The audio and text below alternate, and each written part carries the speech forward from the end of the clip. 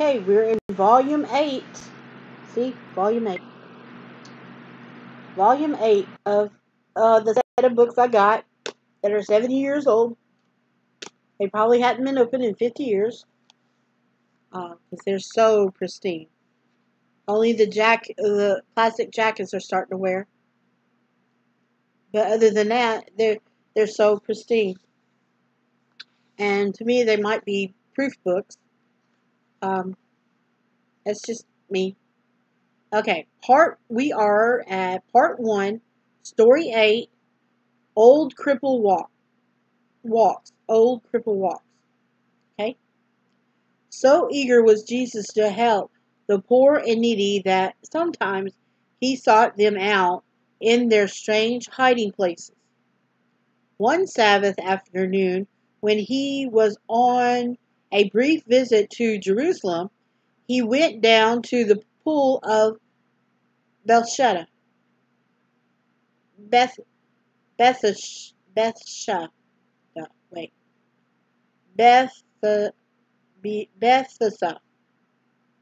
It's hard to say. Bethesda. Bethesda. To see the scores of sick folks who gathered there under its 5 arches. Okay, sorry. They were a sad sight. Some were lame, some were blind, some were paralyzed. Each one believed that if only he had to get in the pool at the right time, he would be healed. Day in and day out, week in and week out, everyone kept hoping that he would be the next one to be healed. Yeah, some people believe that an angel touched his wings to the stirred up the water, and that's how they got healed. Okay, as Jesus looked upon all these poor sufferers, his heart of love was deeply touched. He spoke to one of them and learned that he had been crippled for 38 years. 38 years. 38 years, and all this time, all this long, long time, he had been hoping he might be better. How very, very sad. Do you want to be healed? Asked Jesus. He did, but he had lost hope. There was nobody to help him into the pool. It took him so long to wiggle over to the edge that somebody already got there before he did. But Jesus knew how to bring new hope to the hopeless. Tenderly but firmly, he said to the poor cripple, "Arise, take up your bed and walk." Walk, the poor man scarcely knew what the word meant. He hadn't walked for so many, many years. He was so weak, so stiff, but no, he wasn't. Not anymore. Something had happened inside him. He struggled to get to his feet. He struggled to get up. There was no pain. He found he could bend his knees. He could stand. True, he was a bit shaky, but getting steadier all the time. It was wonderful. Then he stooped and picked up his bed, or pallet, just as Jesus had told him to, and it didn't hurt to bend. He was healed. He was well. He could walk, he could run, he could jump again. After 38 years. Wonder of wonders, it was too good to be true. So excited was he at finding himself well that he never noticed who it was who had healed him. When he looked around to thank him, Jesus had gone. So he walked out through one of the 5 arches right into trouble. A group of people outside asked him what he meant by carrying his bed on the Sabbath.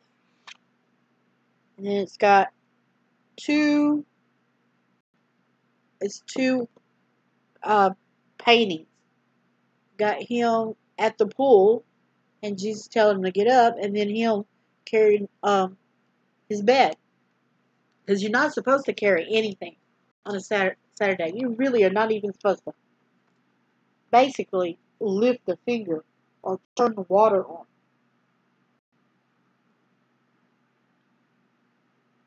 I mean, that's what I hear. We had a class one time in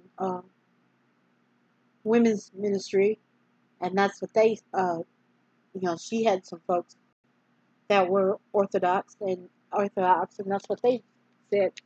They couldn't even do anything. She even mentioned that she got a refrigerator that, had a light on all the time. Okay. And it says Sabbath. He had quite forgotten that it was the Sabbath. So happy was he at having been healed. The man who healed me said, "Take up your bed and walk," he said innocently. "Who told you that?" they asked. "The man who healed me." "And who was that?" they insisted. "I don't know." And he didn't. But a little while later, when he went to the temple to thank God for being healed, he met Jesus again. Jesus told him not to sin anymore, lest something worse should happen to him. Then he recognized Jesus as the one who had healed him.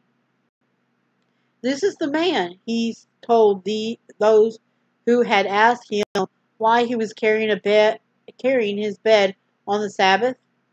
But they had already guessed that it was Jesus.